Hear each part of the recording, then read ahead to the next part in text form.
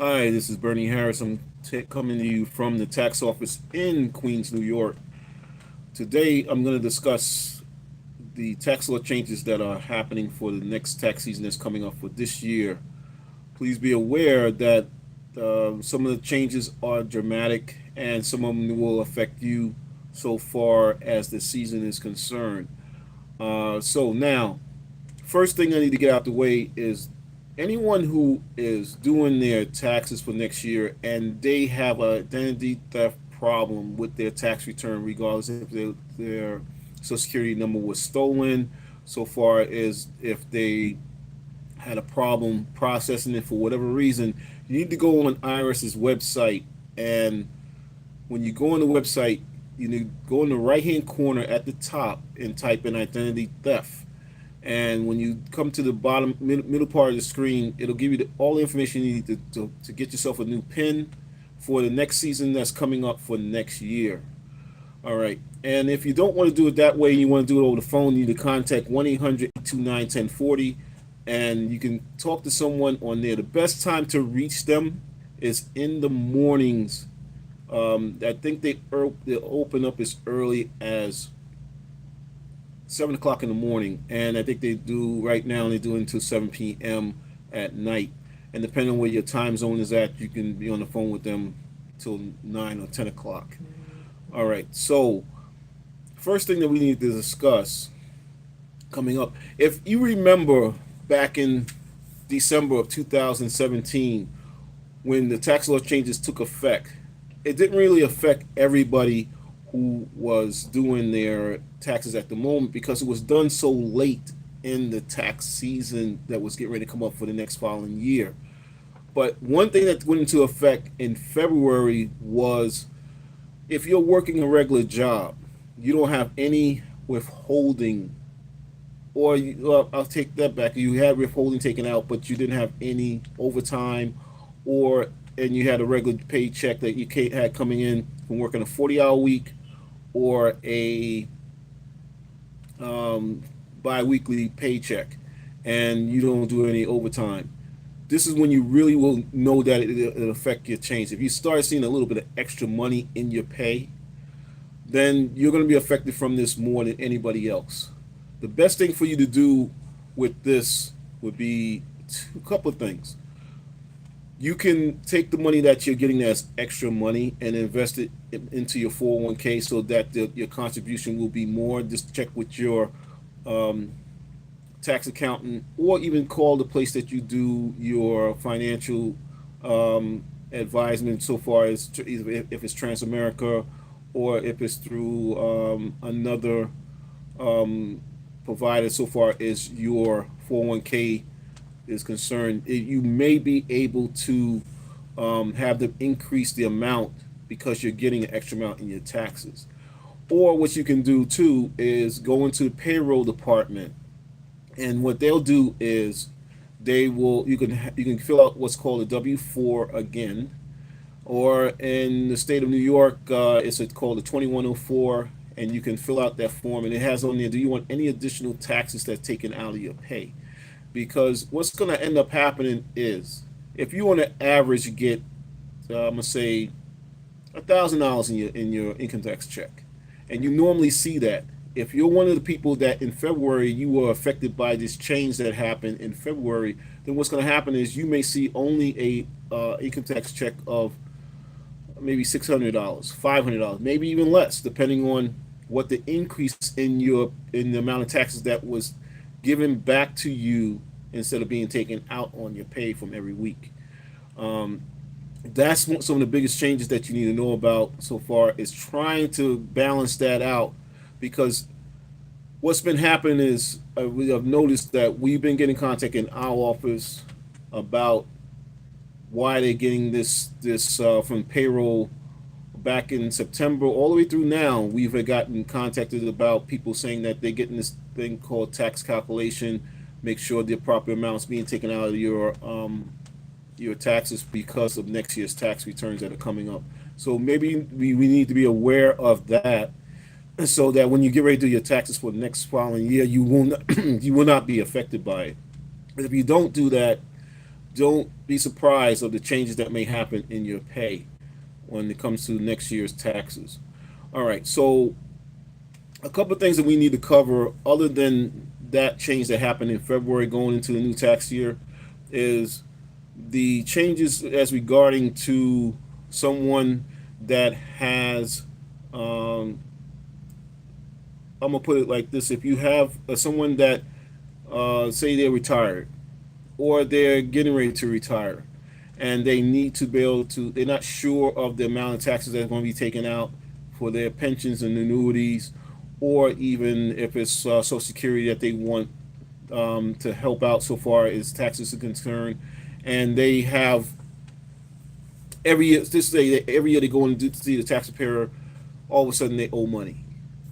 One of the easiest ways to figure it out is if you say, for instance, right now you owe IRS every year $500, $600. Divide it into every month that you get your pensions and annuity, which will normally be about 12 months of pay.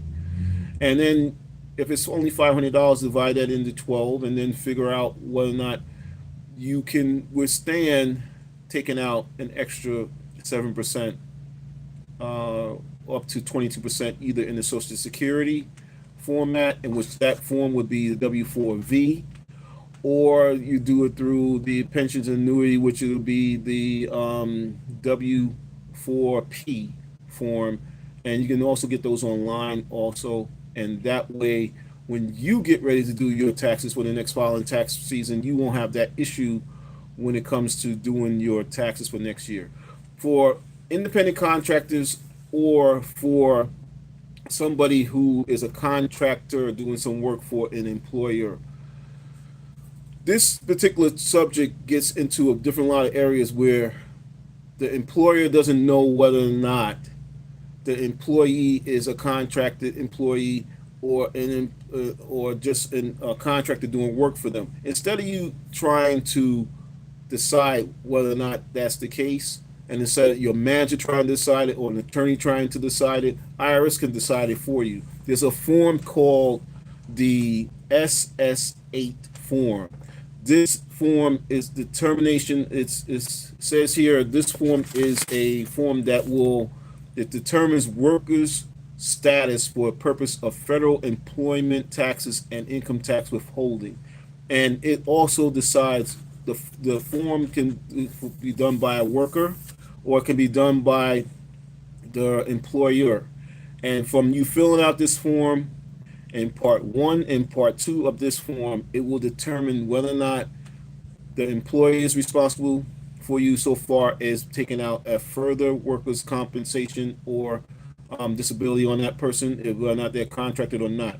That form will decide the deciding factor on if it's a contracted employee or it is it's an employee that works for you straight up out of the box. All right. So also with the contracted employee or independent contracted employee, there are 4 months that you need to pay an estimated tax payment to the Internal Revenue Service. And if your state does state taxes, you may have to do an estimated tax payment out to that employee, to that state that you're doing business with. So the guidelines for the 4 months are: you start off with April the 15th. If it's determined that when the season comes in that the date falls from the 15th on the weekend, then it will probably be the 17th or 18th of the month of April. That's the first payment. Then you got June as the second payment. Then you got September 15th as the third payment. And now we're coming up on the last one is coming up for January 15th to 2019. And that's for October, November, and December of this year. So as it's coming up right now, what you need to do is, there's a form publication called Publication 15A on IRS's website. You can go on that website and you can take the form, and it will show you just how to take out the amount of money for whatever you're making, subtract that amount, and then take out the percentage on what you're supposed to send to IRS. Please send something, because there will be an estimated tax penalty that will be filed against you when you're doing your taxes if you don't do that. And you don't want to have to pay the penalty because you're not paying the taxes. This goes for even someone that is just doing a one-time gig, and they turn around and have to pay the taxes on it. Whatever month that you did that particular business for, you take that quarter, which I mentioned, those 4 quarters that I mentioned, and you send that money into Internal Revenue Service. Then you find out what state has your the estimated taxes for your state. If you don't pay taxes in your state, then you only have to deal with the federal, which would be the 1040 the ES form. And that form, you take it and you send it into Internal Revenue Service, and you're done. If it's I think it's 7 states, I believe, that don't do state tax, but all the other states are required to do state taxes, and you're going to be required to send that in. If you are not required and you only have to do federal, then you're good. You can just do the federal tax return, the estimated tax form, then you're good for that year. So when you get ready to do your taxes, on top of you doing your itemized deductions, you will probably even get that money back from what you're paying into the estimated taxes, but you don't want to get caught where you don't have enough estimated taxes taken out. All right, and then while we're in the subject of independent contractors, there is a difference in food and entertainment this year that you may not be able to get the deductions that I'm seeing here. So far as your deductions are, what I would do, certain deductions for entertainment are not going to be allowed this year. Is for before or after the event. So I would check with your tax preparer. I would also check with IRS. If you're not sure and you want to call our office, you can do that too. We can be reached online at any time that you want. The locations that I mentioned too, you can reach us there, or you can also call us at our main number, which is 718-291-3666, and we can discuss how much is supposed to be coming out. And if you can't even send the exact amount that the estimated amount is, send something in still for that. Sometimes I will make a suggestion to people who can't do it on a 3-month basis to whatever you make for that week. Take that amount and do it for that week, and do the estimated amount for that week and put it to the side. If you can do that, which makes that easier, do that, and that will make it easier for you to do your taxes. All right, so now we can just to be aware of everything, so you know about your W-2s that's supposed to be coming out also. W-2s and 1099s are supposed to be out to you or in your hands by January the 31st. The employers have until January 31st of the next following tax season to get those tax returns to you, and so that you don't have those W-2s to you, so that you can file your taxes for next year. And other than that, there's one other subject that I want to cover, and that's going to be on the businesses for or hobby. A couple of areas where you need to make sure that you're not considered as a business or a hobby. And no matter, some people will say to a tax preparer, well, I really didn't make no money. It's not determined by you really didn't make any money. Whatever money came in, you document that for that month, and then whatever came in expenses, you document that for expenses. Whatever came in, if $100 came in but you had $500 in expenses, document what it is that came in, and document what came going outbound so far. Usually businesses don't make any money in between 1 to 5 years. So if you're lucky enough where you are making that money within that 1 to 5 years, that's fine, and that's good, because then you're off on your way. But if you're somebody who doesn't, within a 3-year period, IRS can determine whether or not your business is a hobby or a business, and they will snatch all those deductions from you, because they will determine that you're not. So just document everything, and document what you feel that is a business, or that are deductions that you can use toward your business. If you're not familiar with that, you can also contact us at any time and we'll give you information that you need to know. Also, you can do this too. We have a free newsletter that comes out weekly and it comes out monthly. And all you have to do is go online and register on our website. And every single month you will get a update on any tax law changes that are happening in the United States and in our New York area. Also, we do taxes in all 50 states, so it doesn't matter what state you're in. We can help you with whatever situations that you have. Um, right now, that's all I have for you today. If you want to get back to us, you can. And you can. I'm going to mention those locations where you can reach us out again. That's that. You can reach us through taxinfotips.com. That's our main website. You can also reach us at Facebook Financial. Excuse me, at Harris Financial NY.